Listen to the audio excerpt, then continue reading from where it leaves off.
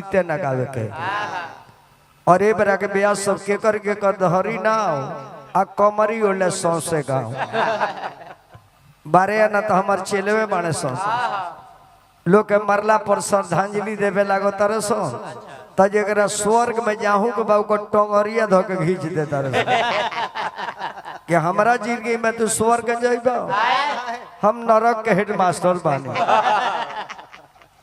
ऐसे ही ऐसा जग हो जाए में भजन कीर्तन गावल जाला कतर बेजुए पे छुओ तक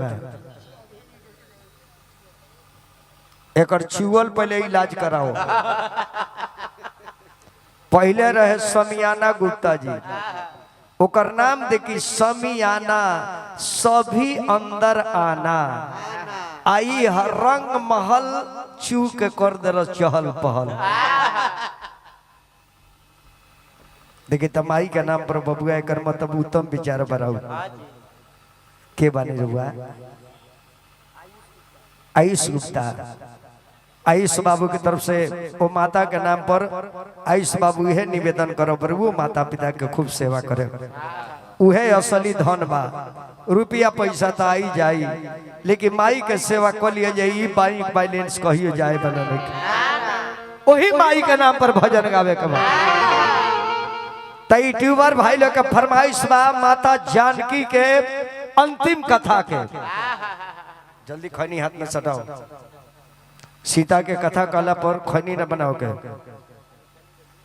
तुलसीदास खैनी लिख के बनाओ तो रहे जल्दी फटक के मार दो नाम बा भोला तारा खाए के चाहिए भांग के गोला तो तू खाता रह सुरती ऐसा न सुरती के सूरत बा जगह देखला पर उल्टी आ जाए दूसर के कर नाम सादा ई बा कोरिया नाम बा सादा आ तीसर के लोग कहले जे खैनी आ खैले होइया ना थूकल है कहतर जे खैनी खैनी की थूकनी इहे भोजपुरी भाषा है बबुआ वही माई के चर्चा करे के बाद उस समय के बाद गुप्ता जी भगवान श्री रामचंद्र जब लंका पर बांदरी सेना लेके हमला बोल देनी और लड़ाई लाग गई राक्षसन से रावण से लड़ाई लाग गई बबुआ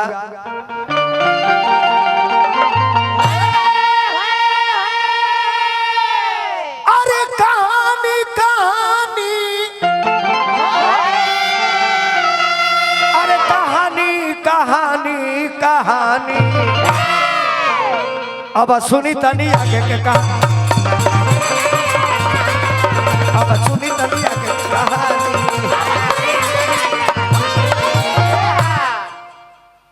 रामाय रावण में जूत बैले भारी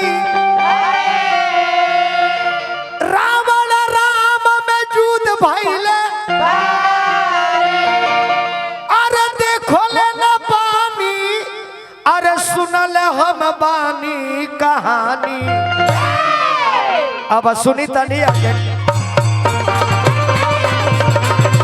अब सुनी तनी आगे कहानी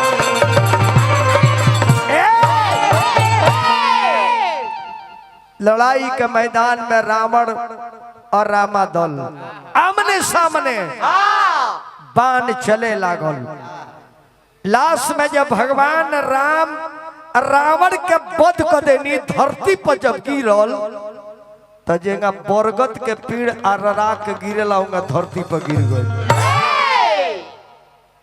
भगवान देखनी कि रावण गिर गए लड़ाई के मैदान में लक्ष्मण के बुला के कहनी कि लक्ष्मण सुना रावण बड़ी वीर रहा बेचारा जमीन पर गिर गई कुछ जा मरे के समय में रावण से कुछ शिक्षा ले लो तो लक्ष्मण गए मरे के बेरा कहत रहे कि रावण तार लोहा हमने के मान गई लोहा मान गई हम तरह से कुछ उपदेश लेवे के चाहता नहीं तो रावण मरे के बेरा भी उकर करीज के देखी ढिठाई कहते करे मूर्ख ते हमरा से शिक्षा लेवे लायक बाड़े तने के तीनों मूर्ख बाड़ा सो ते शिक्षा लेवे लायक बाड़े जब तोर भाई राम कहले ती कुटी में सीता जी के रक्षा करी हो तते काहे रक्षा को छोड़ के चल गए वन में हमरा के खोजे तजे अपना भाई के वचन के पालन न कइले का हमरा बात के ती इज्जत करबे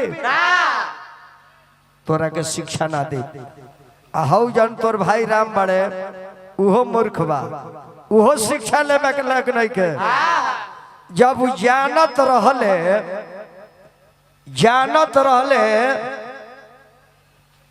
जे सीता के रावण चोरौले नहीं खे माया रूपी सीता के लेके गइल बा नरलीला कइले बड़े तबे मतलब के सीता कति काहे रोत रहले मूर्ख कहीं के आहाई बड़ी जानकी इहो मूर्खे बिया अरे जब देवर लक्ष्मण रेखा खींच दिले कि देखो भाभी रेखा से बहरी नहीं जाए के अब बाहर ना जेबू तो दुनिया के कोनो ताकत तरह के छुई ना तो उल्लंघन काहे कइले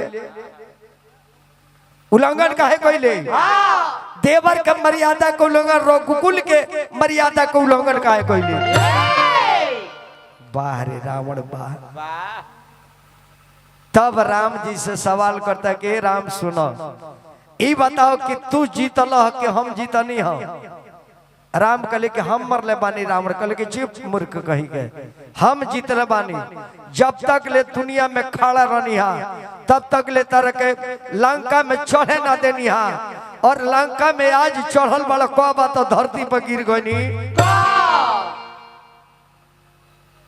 हम एहू जी जीत गईनी आ तू हमरा के मरले बाड़ो आ तहार मारल आदमी तोरेला मरेला ना हम वो जगह पर जाता नहीं जहाँ के दुनिया के तहार बाप राजा दशरथ गइल बड़े तहवा जाके बगल में सीट पर बैठो एहू जी जीत गईनी ओहू जी जीत गईनी बोली तो मरुवत ना हो एहू जी जीत गईनी ओहू जी जीत गईनी बाहरे रावण बा ऐसे लोग कहले कि जोर जोर गइले कि ऐठल ना जोर अब जब रावण का राम जी मार देता रहे हनुमान के बुला के भगवान कन के हनुमान सीता बड़ी अशोक वाटिका में और सीता बड़ी गम में बड़ी बड़ा रुआ तारी सीता के बुझा गइल बा कि अब हम लंके में रह जाए अयोध्या ना जाए इससे तू जाके सीता के खबर सुना दो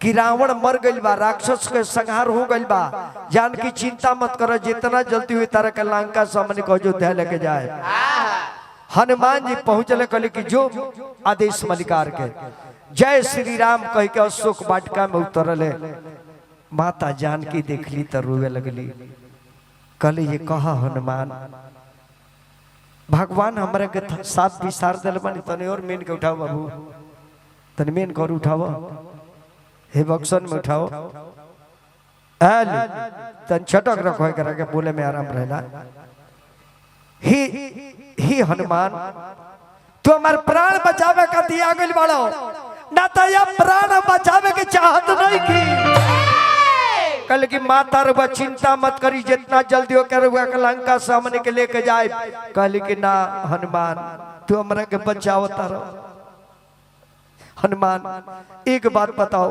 हमार मालिक कैसन बानी देवर लक्ष्मण कैसन बाड़े भगवान का में याद आई लेकिन ना और भगवान हमारा का लंका में छोड़ दे कि लंका से लेके जाए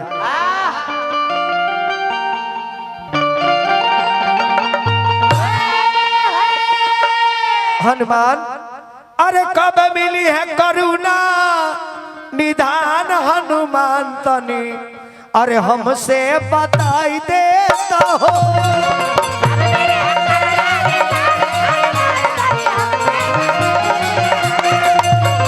कब मिली है करुणा निधान हनुमान तनी हमसे बताई देता हो कब मिली है करुणा निधान हनुमान तनी हमसे बताई देता हो हनुमान देखा तबला ने के बोला तबला खोला हनुमान उनका वियोग में बहुत दिन रहनी उनका वियोग में बहुत दिन रहनी सह के न बोली एक कर गोली लेखन सहनी कैसन बा विधि के अरे विधान हनुमान तनी हमसे बता देता हो।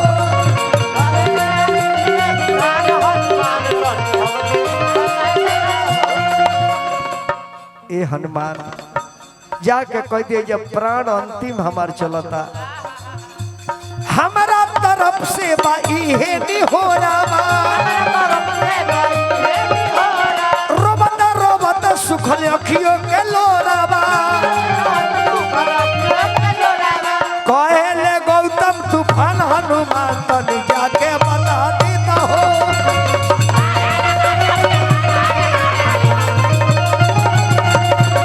कहले गौतम तूफान हनुमान तनी हमसे बता देता हो।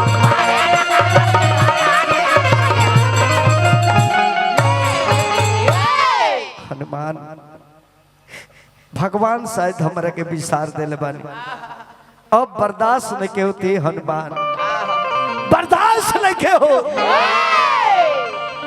किया चार अरे भीज कोइले बा अरे नए नामा के नीर से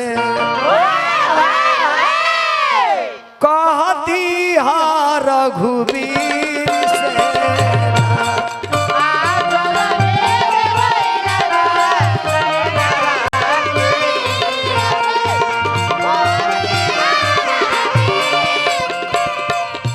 किया चर भीज गइल बा नैनवा के नीर से कहती हार रघुवीर से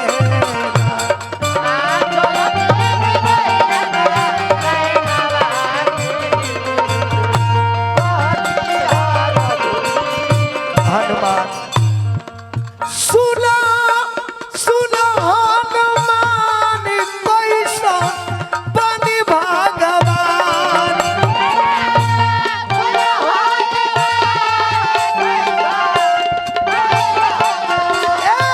सुना सुना हनुमान कैसा बनी भगवान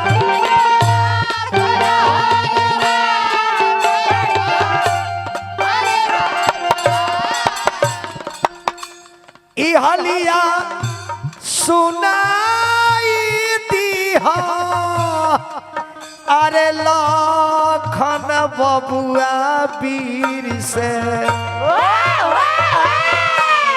ई बात सुनाई दीहा देवर लखन वीर से कह दीहा रघुवीर से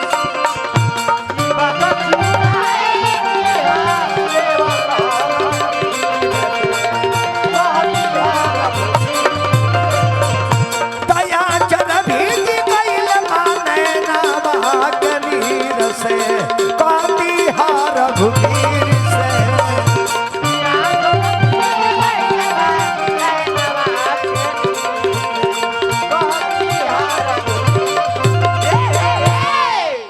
चाचा जी की तरफ से 100 रुपया पुरस्कार श्री मोहन गुप्ता जी 100 रुपया दिल बने गार्जियन बनी हम गार्जियन के प्रणाम करता इतना बात हनुमान जी चुपचाप सुनता कल की माई रोई मत माई रोई मत अरे बेटा के जियल धीरकार बाबे जना बेटा के सामने माई के आंख से आंसू गिर गई वो बेटा के दुनिया में रहल बिल्कुल बेकार बा और बढ़ाओ ना कितना कम कदर बढ़िया अपने से कम हो जाता तो नहीं बढ़ाओ तब हनुमान जी कहले कि माता अरे वैसे खुशखबरी सुनाओ के चाहता नहीं खुशखबरी कौन खुशखबरी माने हमरा के कह के तिहा देता रहे के सीता जी जा अब हम जियब ना अब हम मर जाए के चाहता नहीं कहली कि माई चिंता मत करिए को खुशखबरी लेके आइल बानी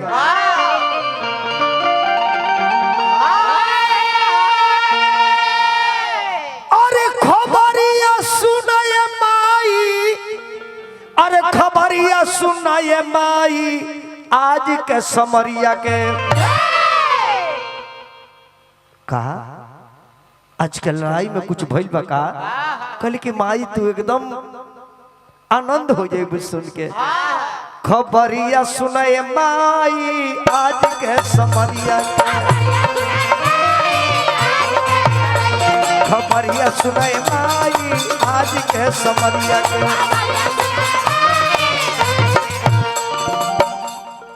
माँ रावण राई दस कंदरा ताई,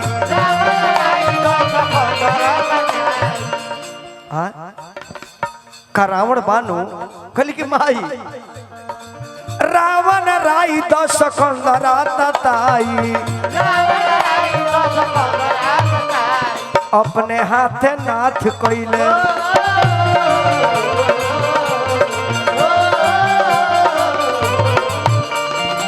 अपने हाथे नाथी कइले, अरे कुलवा के सफाई आज के समरिया के।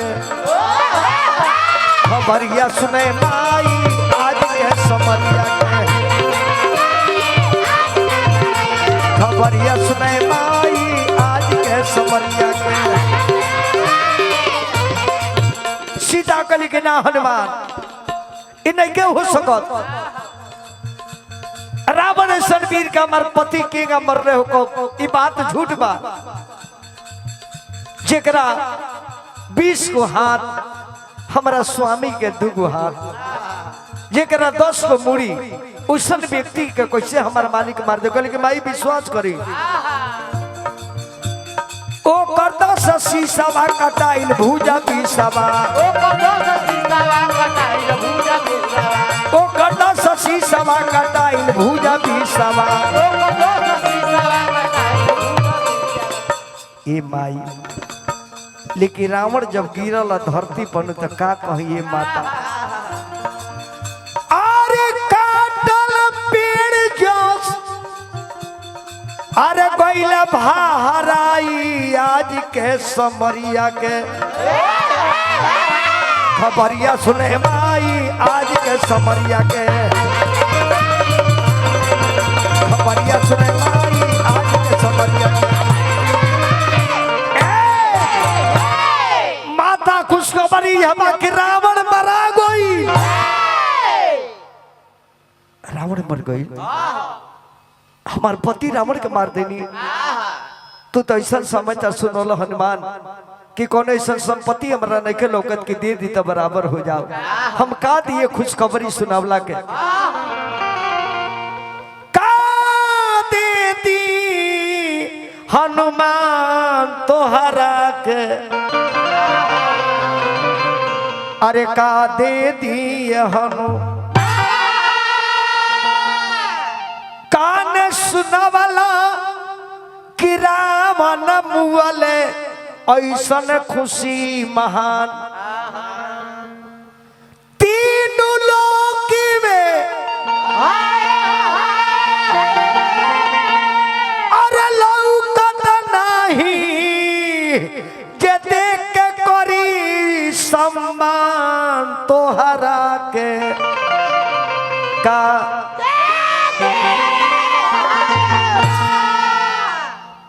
का दी तरह के खबर सुनावला के?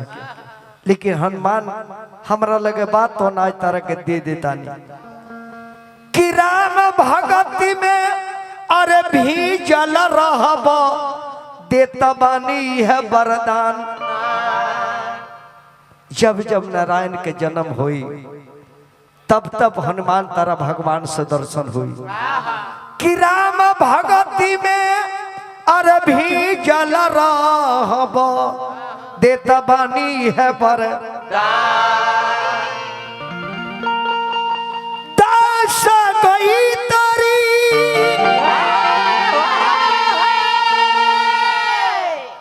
बबुआ। अरे कवि लोहरी अरे कहत बड़े गोहरी, अरे त्यारा रहिए गौतम तूफान तोहरा के।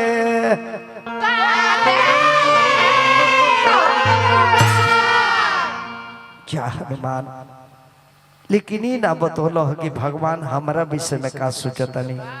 कल के माई अब देरी नहीं खे, कल के हनुमान जाके कहते अब रोवत रोवत आंख से भी आंसू सुख गइल बा, अब दुख सहत सहत बर्दाश्त के हो। रावण मर गइल तो हमारा विषय में भगवान से तने कहिए कि हमरा के जल्दी बुला ली, अनता आत्महत्या हम करी। हनुमान कली के माई रुआ चिंता मत करी, जितना जल्दी हो के हमार मालिक रुआ के अवश्य लंका से लेके अयोध्या में जाए। राम के लगे पहुंचले हनुमान, और रुए लगले हनुमान जी। भगवान राम कनी के हनुमान रुवत काहे बड़ो, तू तो खुशखबरी लेके गई रहा जानकी लगे, तार आंख से आंसू कहले कि भगवान ये आंसू गिरे के कारण बा, अब हमरा से बर्दाश्त नहीं कर का कोनो बात भइल बा का जानकी के। कहले कि मालिक अरे बिहाने निकली जई है, अरे जाना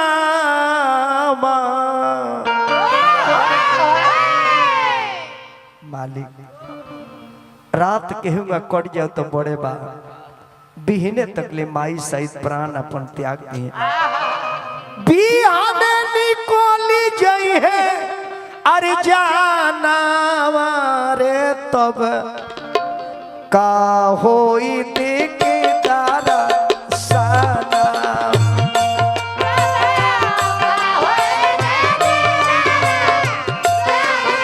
भगवान माता बिहने ले मर जाइए, रात कट जाओ तो ढेरे बा। बिहाने निकली जाई है जाना मारे तब का करब देख दारा साना।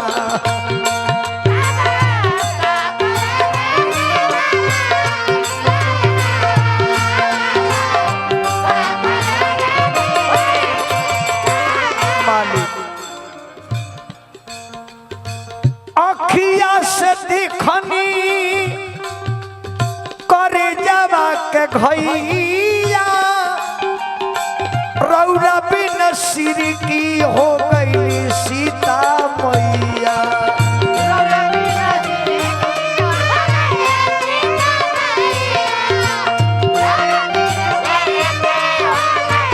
मालिक दर्द बर्दाश्त नहीं केहू, अखिया से दिखनी करे जावा के घैया, रउआ बिन सिर की हो गई सीता मैया।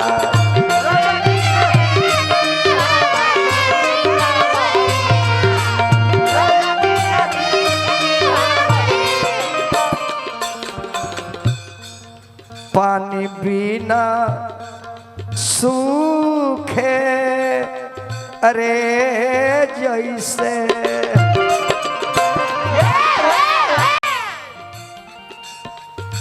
पानी बिना सूखे जैसे धाना मारे तब का करे देख तारा साना।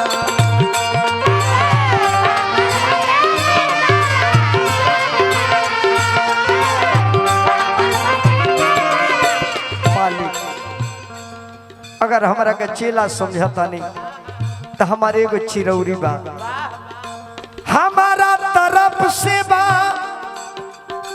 निहोरा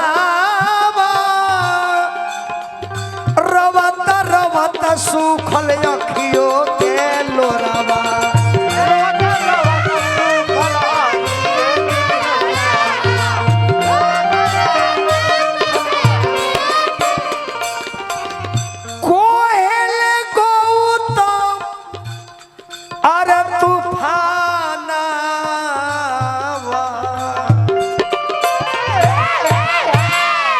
तब का करे देख दारा साना,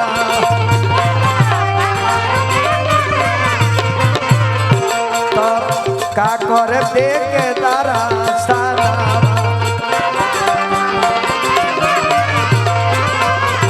तब का होई देख दारा साना।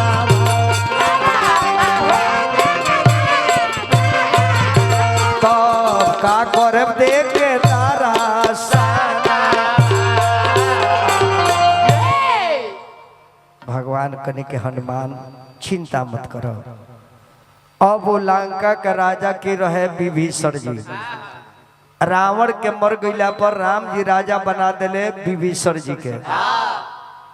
विभीषण जी के भगवान बोलौनी कहनी के हे विभीषण महाराज, अब रावण के बाद रउआ राजा बानी और ए राज के मालिक रउआ बानी। इस रउआ जाई माता जानकी के ले आवे अशोक वाटिका में। अब अशोक वाटिका से माता जानकी के बुलावल जाता। आ रावण के जन पुष्पक विमान रहे वही पर सब लोग सवार होता। वैसा विमान रहे गुप्ता जी जे जितने लोगों पर बैठे उतने सीट खाली बा और मन के गति से चले। मन चाहे दे कि दिल्ली तो दिल्ली, मन कह दे जे बम्बे तो बम्बे, और जितने पैसेंजर बढ़ जाते उतना सीट खाली है बा। वही पर राम लक्ष्मण सीता विभीषण जी नल नील जामवंत हनुमान सबे विराजमान भइल। आ वहां से विमान लंका से उड़ल।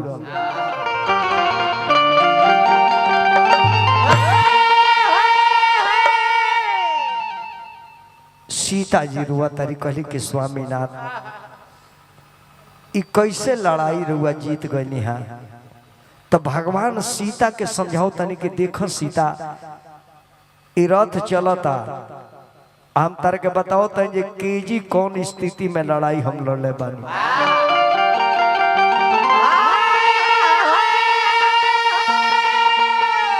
नीला रे गगनमा से, अरे नीला रे गगनमा में, अरे उड़ला विमानमा। देखो हो सिया जी, सीता देखो, देखो हो सिया जी ई हराना माया।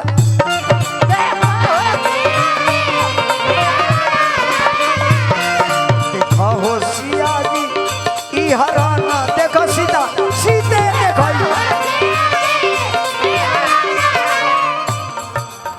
नीला रे गगनमा में उड़ेला विमानवा। देखो हो सिया जी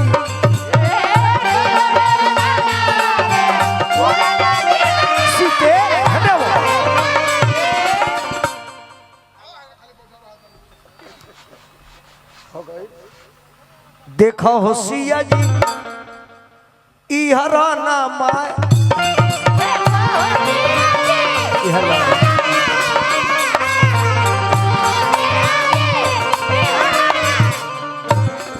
आओ जगह देखो। अब गुप्ता जी चैनल वाला के नहीं कहो। हौ जगह लोग तनु मेघनाथ के बरले हुई जा लक्ष्मण लालावा।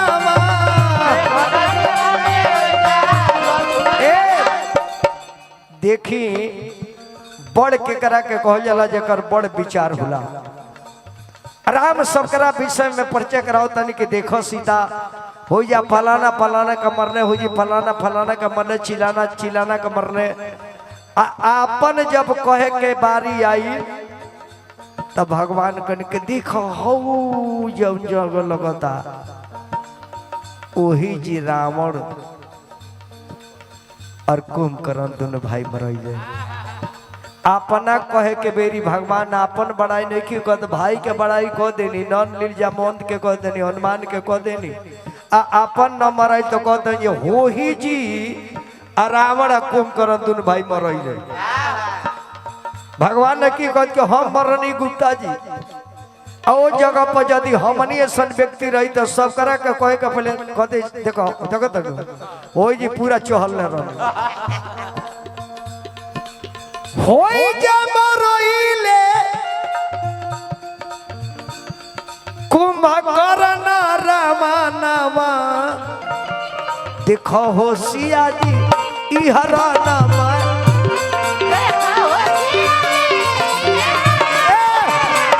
देखो हो सिया जी ई हरानामा दानवा।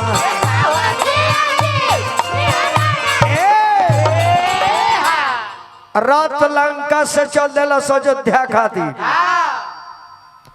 अब न राजा दशरथ रानी के कई के वचन दिले बाड़े कि 14 वर्ष राम के वनवास होई आ 14 वर्ष में एक दिन बाँचल बा। उन्हें भाई भरत जमीनी के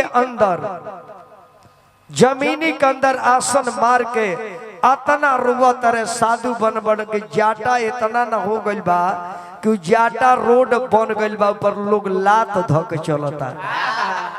बारे भाई इंतजार में, अब सोची कि इंतजार के घड़ी कितना लंबा होला। एक दिन बाँचल बा। भरत जी सोचता रहे कि अब एक दिन बाँचल बा, भैया कर मतलब हमरा से नाराज बड़े। हर माई कहे ऐसा वचन मंगल, अगर भैया राम के दिल में थोड़ा भी रहती तो एगो खबर आ गई रही कि भरत चिंता मत कर, हम आओ तानी। जब काले भर समय बा ताज कोनो सूचना के चाहिए, एक मतलब कि भैया हमरा के भुला गईले।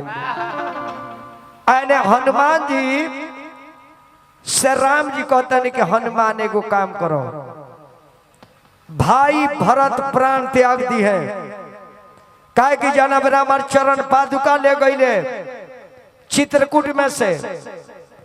चरण पादुका लेके गले तो कहले कि भैया अगर 14 वर्ष इंतजार करे, अगर एक दिन यदि लेट हो जाई तो स्वयं अपना देह में आग लगा कर मर जाए।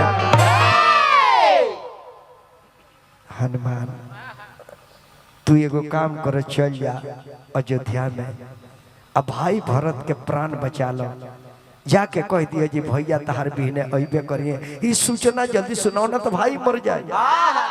तब भरत ऐसा भाई मिली ना, अपने भगवान रुक जाता नहीं कहवा केमठ की यहाँ जन मला पार कैले रहे, उ मला जब खेवाई ना लेलस तो कलस की मालिक खेवाई तबे ले कि जब वंश रहुआ लौटब तो एक दिन खाती एक गरीब के घरे रहुआ रुक जाए, वही दिन समझब जे हमार मजदूरी मिल गई। और समय में रहुआ जमन कुछ दे दे, अपना सिर पर हम प्रसादी जान के रख ले। तब वचन भगवान ने दिल बानी 14 वर्ष में एक दिन बाँचल बा, मलाह के घरे रुक जाता नहीं। हनुमान के बुला के कहने के हनुमान तू एजी मत रुको, तू भाई भरत के प्राण बचाओ। रीढ़ बढ़ाओ।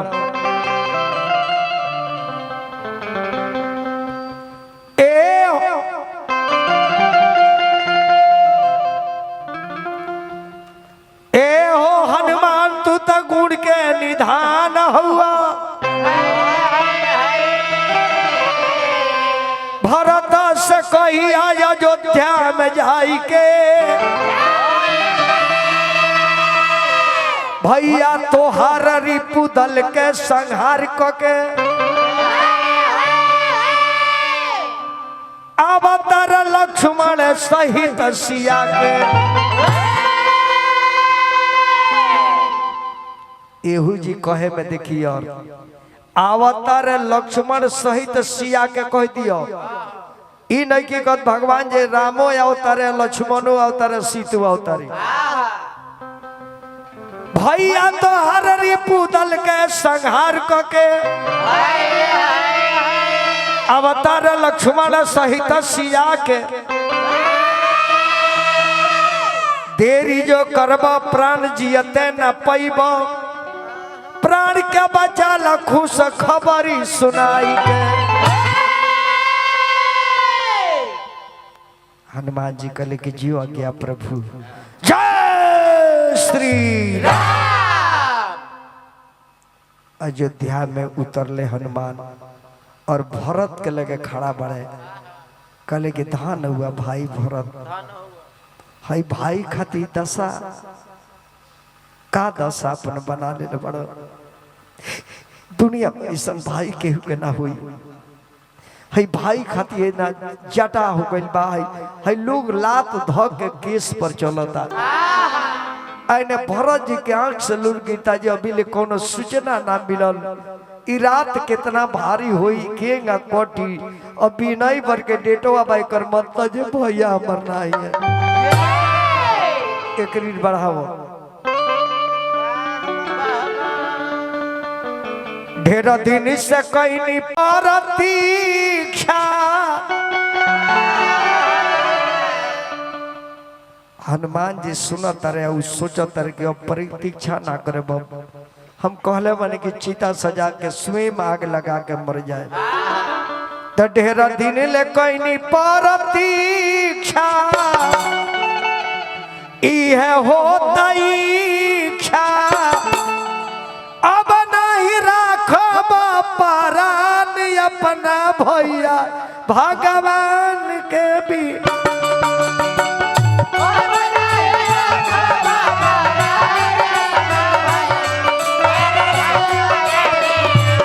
अब नहीं राखब परान अपना भैया भगवान के बिना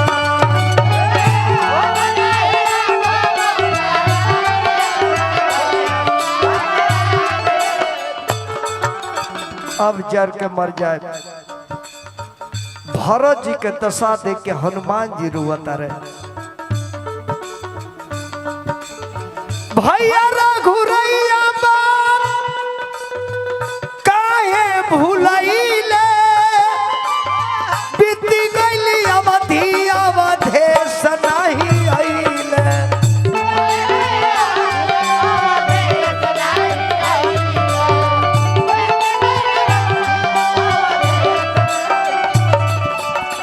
चौदह परिसवा कराही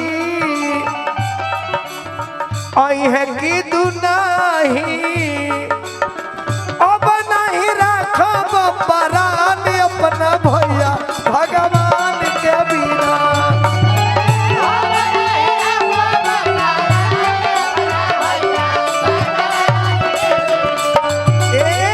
अब नहीं राखब परान अपना भैया भगवान के बिना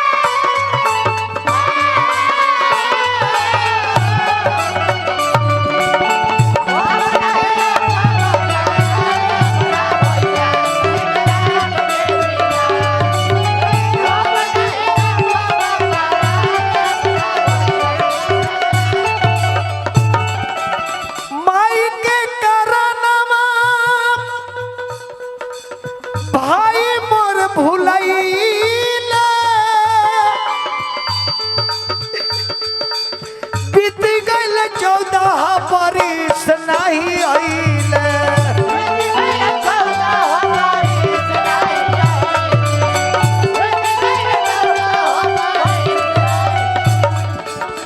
यह बात कहले विजेंदर लिखल मानस के अंदर यह बात कहले तूफान अपना भैया भगवान के भी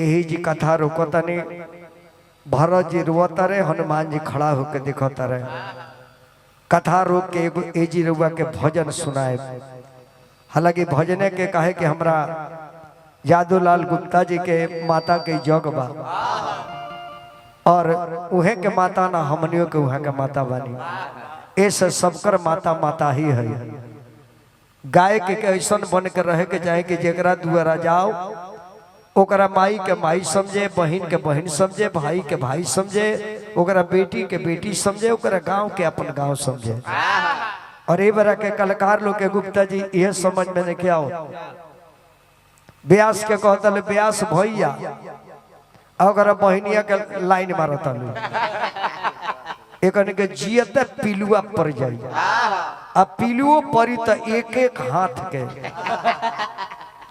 कहा कि परी मुंह में और निकली कान में है।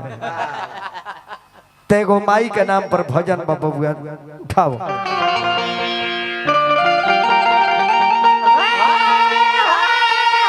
बहुत तारा आगे चल के मिली यार सपना ना देख ले को बहुत।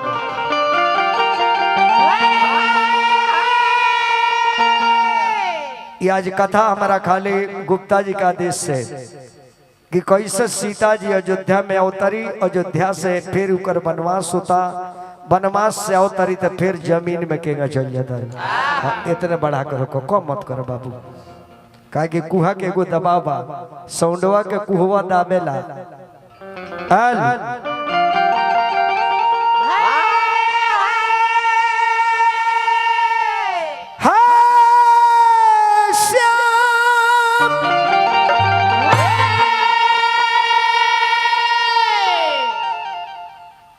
जादूलाल गुप्ता जी को भाई बानी,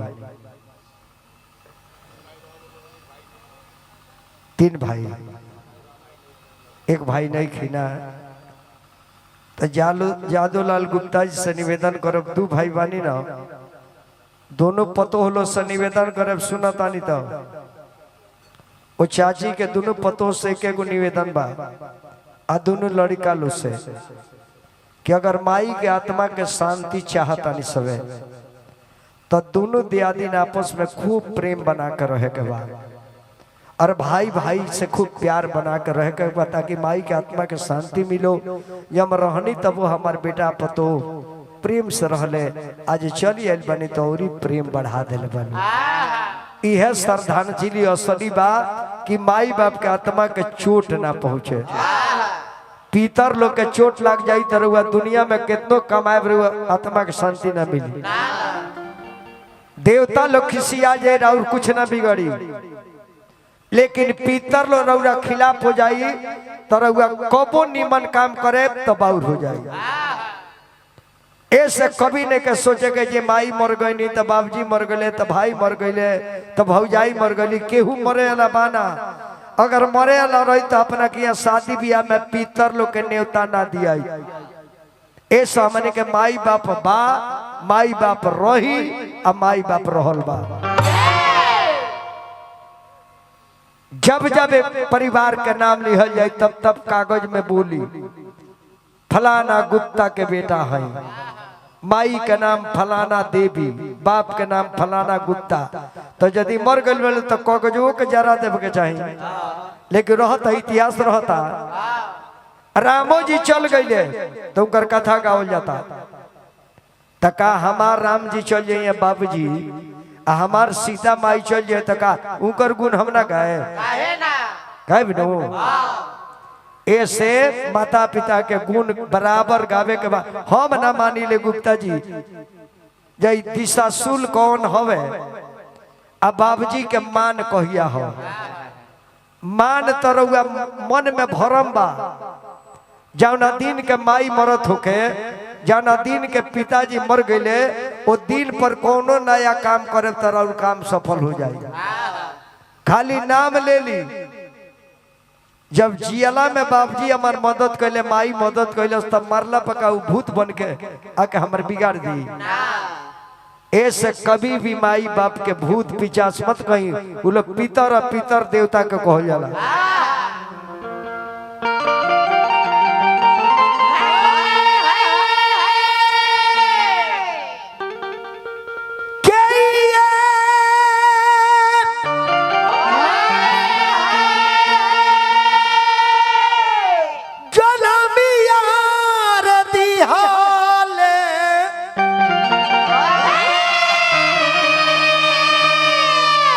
अरे के ये मारे लाटाकी किया रे विधना रे कमन भैया मिले बोला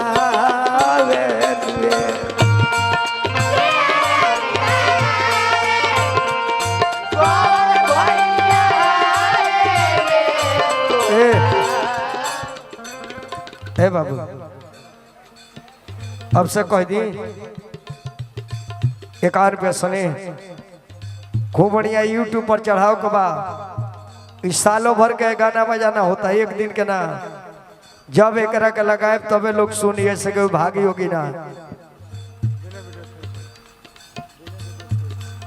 बिने वीडियो फिल्म एकान पे दिलवानी बाबू की शुभकामना बा अरे विधना रे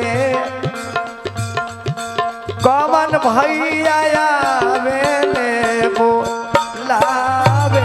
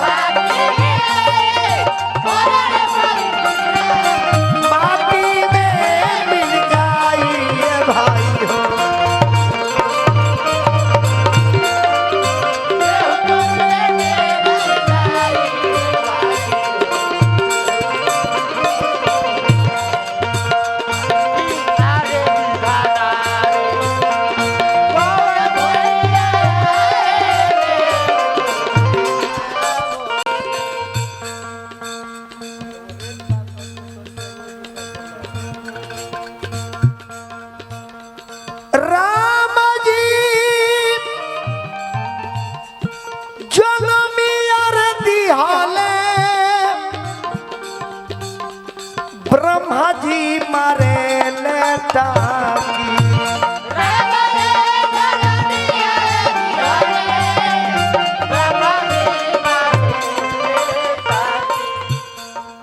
तारे खाती खान सर बानी ऊपर वाला जन्म न उनकरा के देवाल करी राम जी जनमी अरे दिहाले ब्रह्मा जी मारे लेटाकी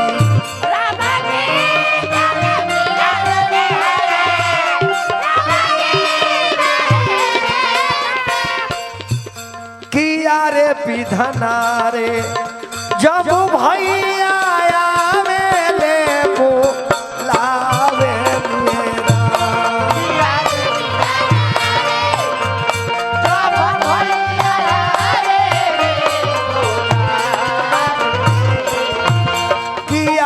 विधना रे जब भैया आवेले बोलावे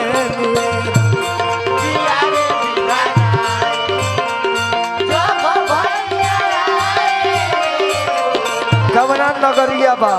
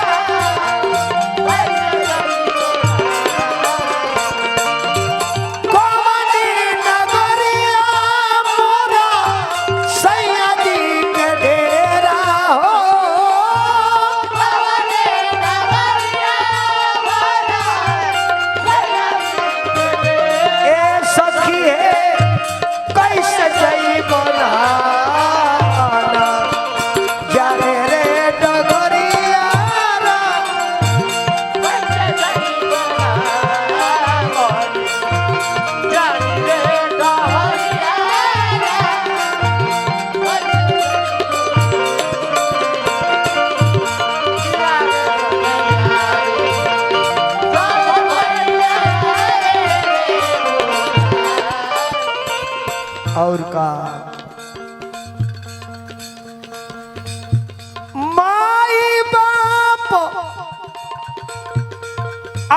घेरल रे बाड़े जड़ी बूटी दे तारे बाड़े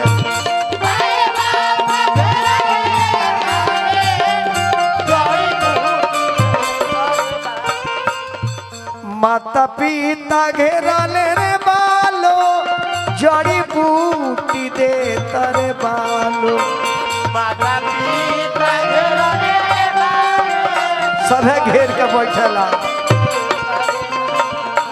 अरे विधना रे उड़ाता सुगनमा के हुना देखेला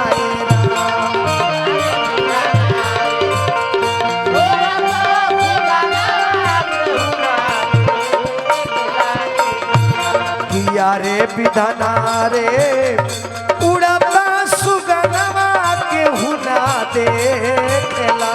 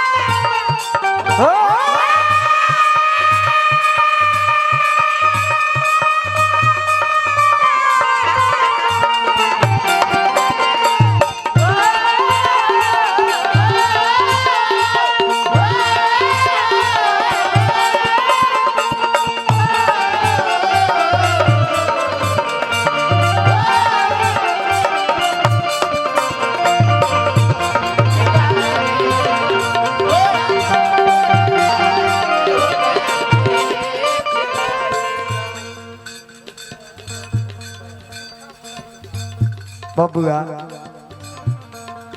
उड़ाला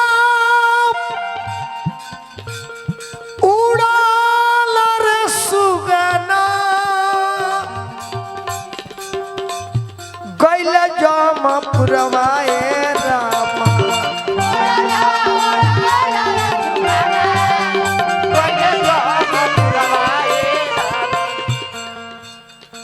प्राण जब गुप्ता जी में से निकलन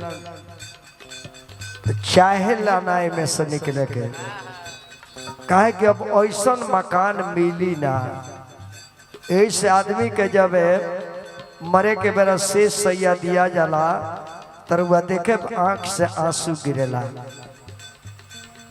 ओबरा दिमाग भी हर ले ले मुंह से बोली भी छीन ले ले कान से सुनाला ना अब मुंह से कहाला ना और वही जी खड़ा होके उ लागे ले हिसाब किताब करे तो हमनी के खाली रू आई आवेला तो लोग कहले जे माया घेरता है माया घेरता माया नइखे घेरत उ मलिकवा खड़ा बा देख के डर लगता जे छोड़ी ना उड़ला उड़ला रे सुगमा गइला जामा पुरवा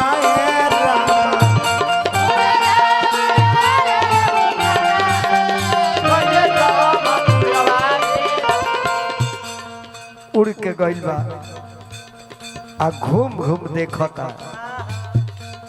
अरे विधना रे घूमी घूमी पिंजरा निहार लाए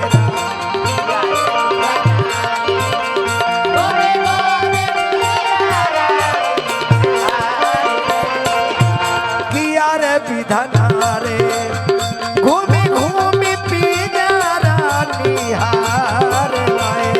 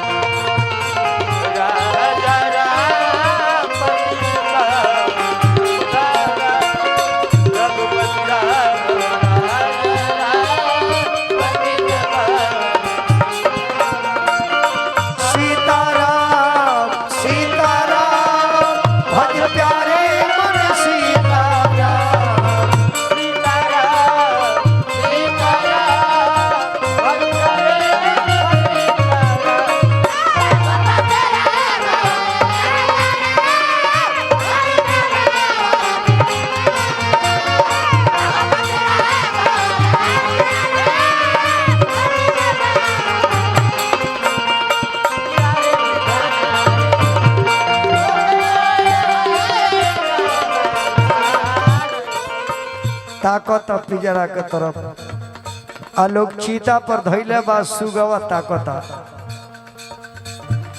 ओही तो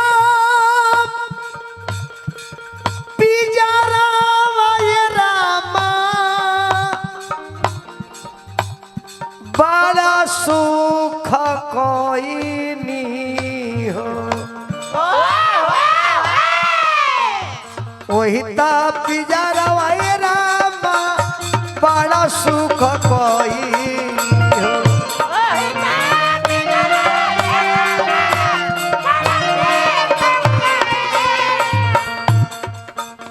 किया रे विधना रे शेहरे पिजरा योगिया लागल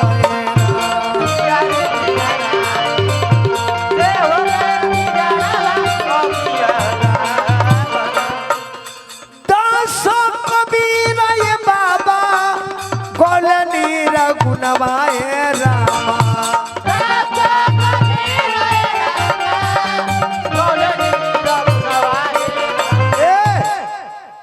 किया रे विधना रे गाई गाई संत के समझावे ले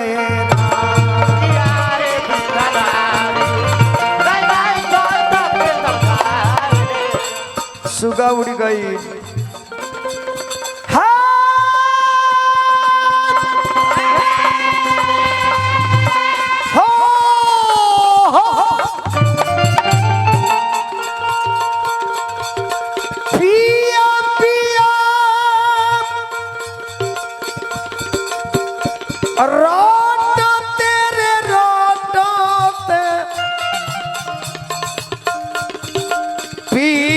भैल देहिया रे सखिया रे सखिया रे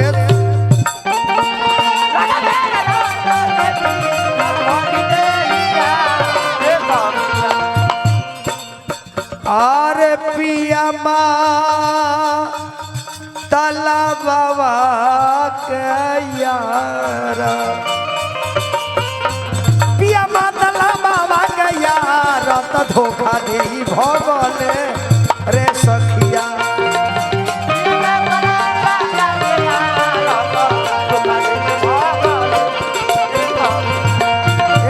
पिया मातला बाबा के यार तो डाका दे के भगले रे सखिया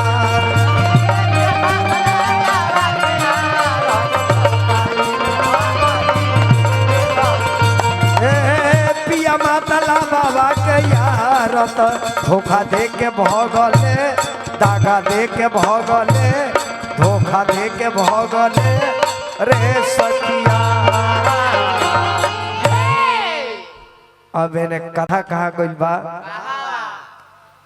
कि भरत जी बैठ के रुवत रे राम खातिर और हनुमान जी देखता रे आंख से लोर गिरता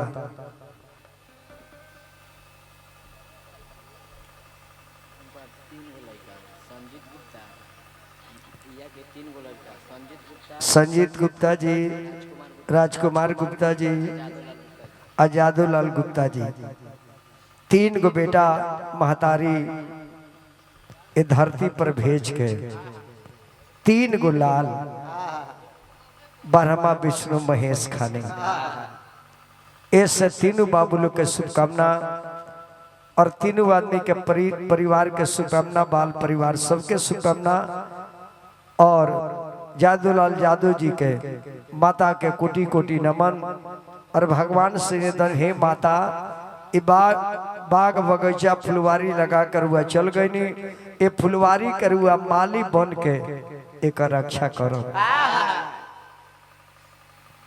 इराउर हो राउर खेती हो रउरे चलते तीन गो बेटा दुनिया देख ले ऐसे माई दुनिया रउआ देखौनी ऐसे दुनिया में बेटा पतो के रउआ रक्षा करब नाती पोता जे भी बा बेटा बेटी जे भी बा सबके रक्षा करो।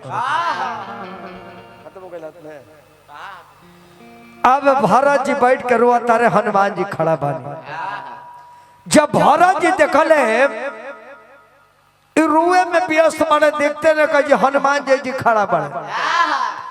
जब अपने मन में प्रण कर कि ना अब प्राण ना रोका भैया से वादा कर बानी कि स्वयं अपने हाथ से चीता सजा के आग लगा के मर जाए। तो लेके भी भरत जी जाके अकवारी में पकड़ लेता रहे। भरत जी इतना निराश मत होखी, कहले कि तू हनुमान के से आ गई। अरे हम सूचना लेके आयल बानी। कौन सूचना?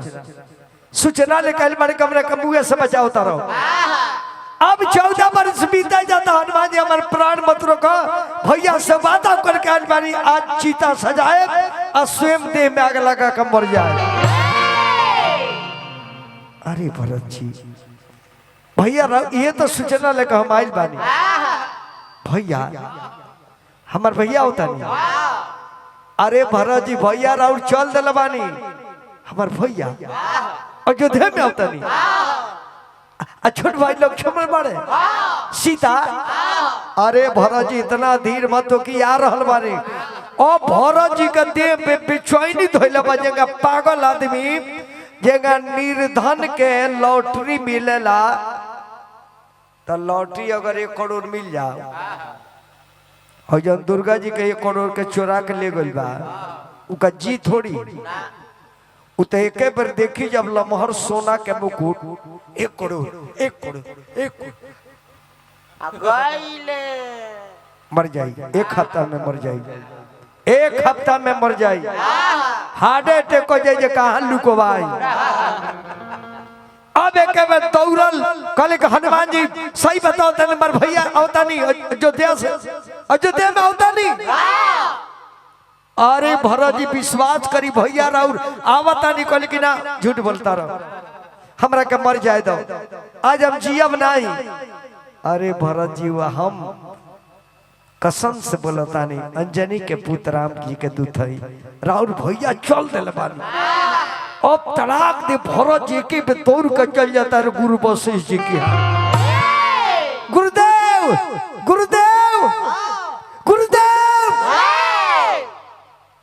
कहा भरत कहा पगलाइल बड़े गुरुदेव गुरुदेव चाय पिया दी, हम बड़ी खुशी बानी।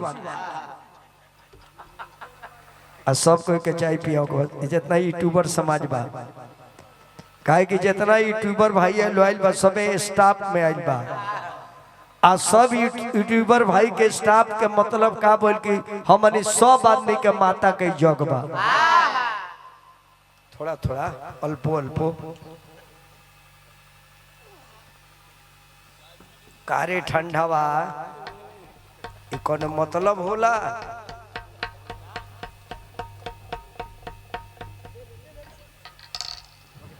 जय हो छोटू बाबू की जय हो। अरे लखिया होख लखिया होख, दादा के दादी के नाना के नानी के मामा के मामी के नाम खूब रोशन करो।